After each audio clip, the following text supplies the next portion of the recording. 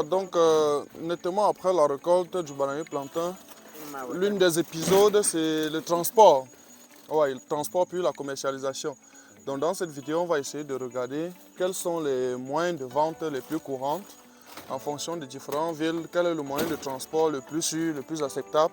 Ça permettrait qu'à la fin, qu'on puisse faire des conclusions pour voir déjà ce que nous appliquons ici, ce qui se fait ici, qui n'est pas toujours ce que moi j'aurais voulu. Dans tous les cas, tout dépendra des quantités que vous sortez, tout comme vous êtes en train de voir, parce qu'en même temps, il ne faudrait pas déplacer une grosse voiture pour venir porter une dizaine ou une vingtaine de régimes de plantain. Donc, on en a déjà parlé sur les quantités à l'hectare. Ça ne sous-estime pas toujours les quantités à la récolte. Donc ici, pratiquement, à l'époque, on avait mis presque 12 000 pieds. Or, vous voyez ce qu'on récolte à une coupe. Ce qu'on récolte à une coupe, nous sommes dans la région de l'Est. Donc les doigts sont quand même conséquents, les régimes sont pertinents. Il n'y a pas de produits chimiques, c'est ça. Voilà, il n'y a pas de produits chimiques. C'est naturel. Voilà.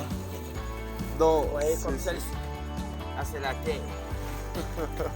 donc c'est du bio. La terre fertile. Nous sommes à l'Est Cameroun. Tu manges, tu as ton vaccin, tu as un peu. D'accord. Tu n'as pas compris. Là, c'est naturel. D'accord, donc super. Voilà, donc on va revenir à ce qu'on se disait. Voilà, on est face à un tricycle. Et puis c'est ce tricycle-là qui va transporter jusqu'à Bertois. Quittant ici pour la ville, c'est combien de kilomètres? 38 kilomètres. Waouh. Je me disais que c'était légèrement moins. Non. Vous le mettez, c'est 30. D'accord. Donc on a pratiquement 38 km à faire avec ce tricycle. Et moi je trouve que ce n'est pas vraiment pertinent parce qu'on aurait dû, en fonction des quantités qu'on puisse avoir, fonctionner avec des pick-up. Donc ça c'est la banane. Typiquement la banane douce comme on le dit très communément. Donc ça c'est un régime qui a mûri en plein champ. Donc je pense qu'on va faire le petit tour dans le site et on saura, n'est-ce pas, quelques petites choses par rapport à la commercialisation, comme je l'ai déjà dit. Et donc voilà le site où on a fait des récoltes. Donc ça, c'est la petite pépinière pour les avocats qui n'a vraiment pas marché. Donc en même temps, comme je disais, la vidéo va être un peu longue parce qu'en même temps, on va faire le tour. Mais je vais vous donner beaucoup plus quelques stratégies de commercialisation, surtout du bananier plantain. Donc on va aller de ce côté puisque dans une précédente vidéo que j'avais publiée, on était de l'autre côté. Donc en même temps, je vous présenterai les difficultés qu'on a eues dans le site.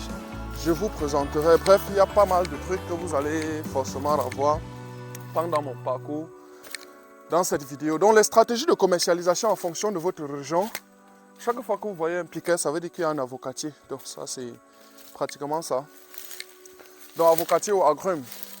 Donc ça c'est un pied d'avocat, ça c'est un pied d'avocat. Des citrons, des citruses pour dire honnêtement. Donc vous pouvez, si vous voulez bien faire des commercialisations dans votre ville. Et quand vous le faites dans votre ville, il y a deux possibilités. La première possibilité c'est que vous prenez un magasin, un local, pour pouvoir exposer vos produits que vous allez vendre. C'est la meilleure stratégie lorsque vous voulez vendre vos produits à l'échelle locale. Donc tout comme ici à Bertois, pour le moment, avec les productions que vous avez vues, on ne vend qu'à Bertois. Voilà. Et on a donc pris un magasin pareil, question de le faire. Et de l'autre côté, vous pouvez donc directement vendre également dans votre marché et aux grossistes. Aux grossistes pour que les grossistes viennent juste récupérer soit au champ ou bien soit au marché pour la commercialisation. Donc c'est les deux stratégies qui sont à peu près intéressantes. Mais si vous ne voulez pas tout ça, vous allez vendre votre produit dans un marché plus concurrentiel. Au niveau du Cameroun, les marchés plus concurrentiels, c'est Douala-Yaoundé. Douala-Yaoundé nettement. Et du coup, vous pouvez faire votre production. Mais là, il va falloir avoir des quantités.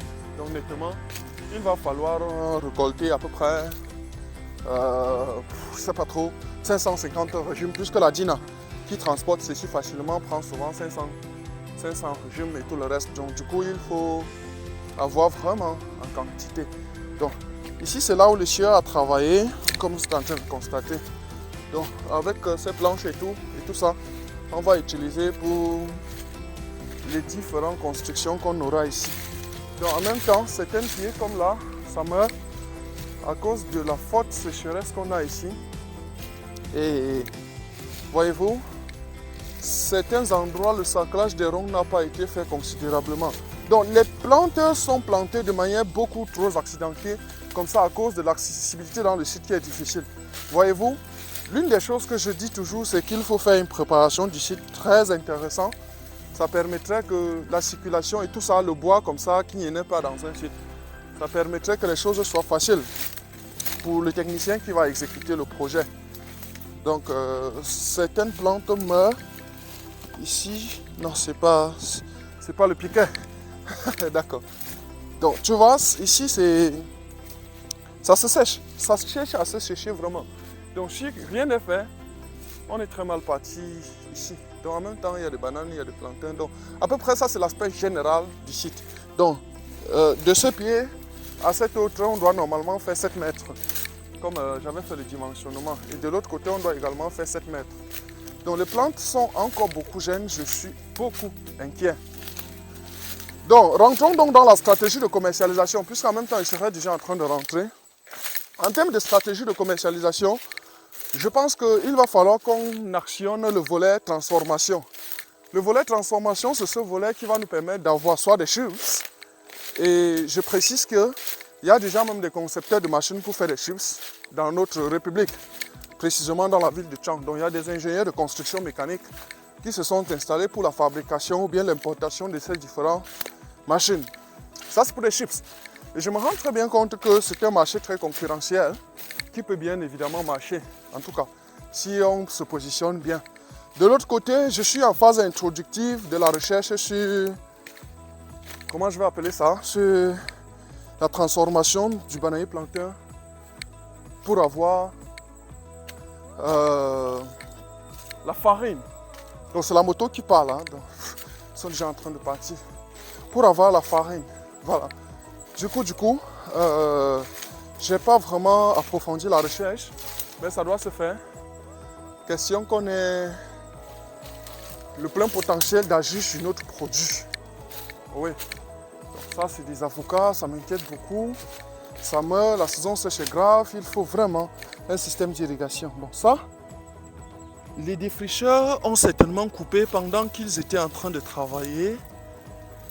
Puisque quand on voit ça, on sait directement. Ça veut dire que jusqu'ici, ils ne voient pas bien. Comme on est en forêt, ça veut dire que...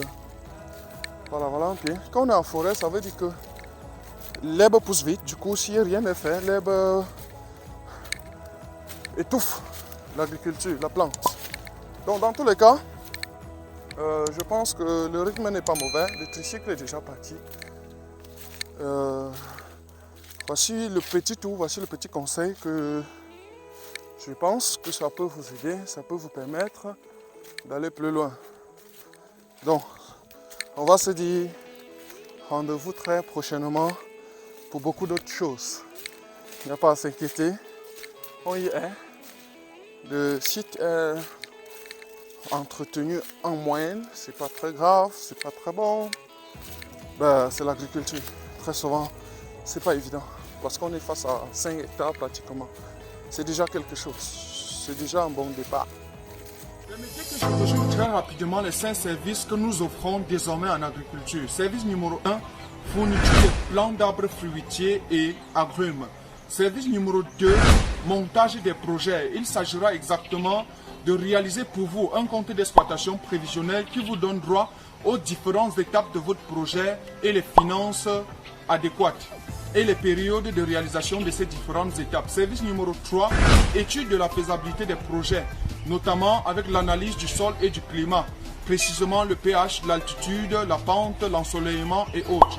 Service numéro 4, mise à votre disposition en location et en vente des machines agricoles et machines agroalimentaires, notamment les mélangeurs broyeurs, les tarières, les motoculteurs, les tracteurs, les semoirs et autres. Service numéro 5, installation des systèmes d'irrigation, précisément avec l'aménagement des sources d'eau, l'installation des systèmes d'irrigation goutte à goutte, des systèmes d'irrigation par aspersion et les systèmes d'irrigation de surface. Pour clôturer, nous avons mis sur pied un ensemble de groupes WhatsApp en fonction des cultures. Si vous voulez intégrer ces différentes plateformes, écrivez-nous afin de rejoindre l'équipe des éleveurs et l'équipe des agriculteurs.